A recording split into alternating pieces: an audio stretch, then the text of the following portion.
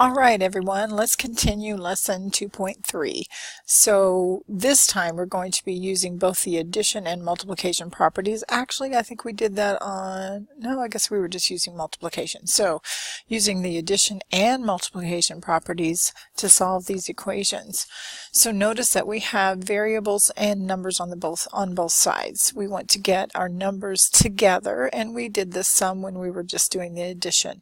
So I'm going to subtract 9x on both sides of the equation, and then I'm going to subtract 13,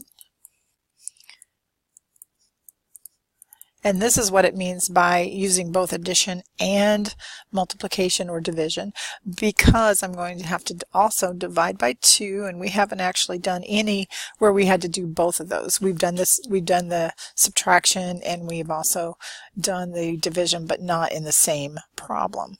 All right, so this solution ends up being -2. And remember, you can always check, and I would suggest that you practice that so that you understand how to check and you can do it accurately. All right, so once again, let's get variables on the left, numbers on the right. I'm going to add 2x to both sides, and then add 4 to both sides because I'm isolating my variable term on the left, which is 8x. A -10 plus 4 leaves me with -6. I'm going to divide both sides by 8, and I get x equals -6/8.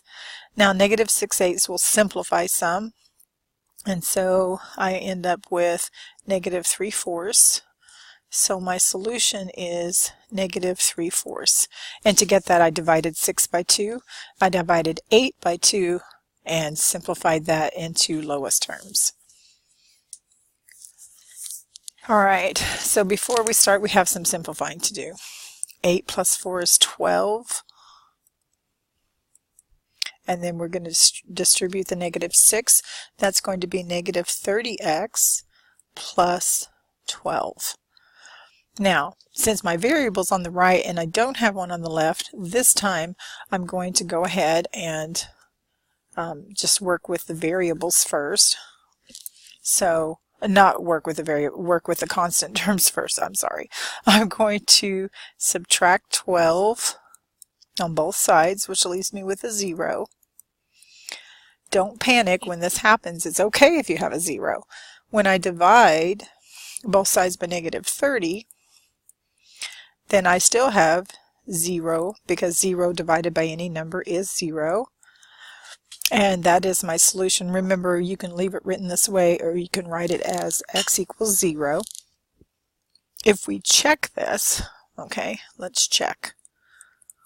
I want to check because it's a 0, and I know sometimes that's confusing. So we have 8 plus 4 equals -6 times 5 times 0 minus 2. So this is 12 on the left-hand side. I'm going to have -6 times -2 because that's 5 times 0 is 0. 0 minus 2 is -2. And 12 equals 12. It checks. Okay, so we're going to distribute the 1/3, and that's going to be 1/3 times 3 is 1, so that's just x minus 1/3 equals, now we can combine these two, that's a -1 minus 2, and they're both over 10 with a common denominator, so -3/10. To solve the equation, I'm going to add 1/3.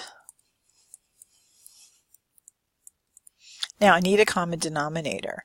The common denominator for 10 and 3 would be 30, so I'm going to rewrite both of these fractions with a common denominator of 30. And that means that I have to multiply both fractions by whatever it takes to get 30 in the denominator. So I'm multiplying this one by 10 over 10. I'm multiplying the first one by 3 over 3. That's -9 over 30 plus 10 over 30. So x is 1/30. maybe we'll do one more question here. Okay, so we're going to isolate the variables on the left and numbers on the right. So I'm going to subtract 3x. That leaves me with negative 6x plus 15 equals negative 15. We're going to subtract 15 again. Negative 6x equals negative 30. Divide by negative 6. And I'm left with x equals 5 for my solution. And so, of course, once again, you can always double check your answer. And I'm going to end this video. I think I have a few more equations to solve, so I'll pick that up on the next video.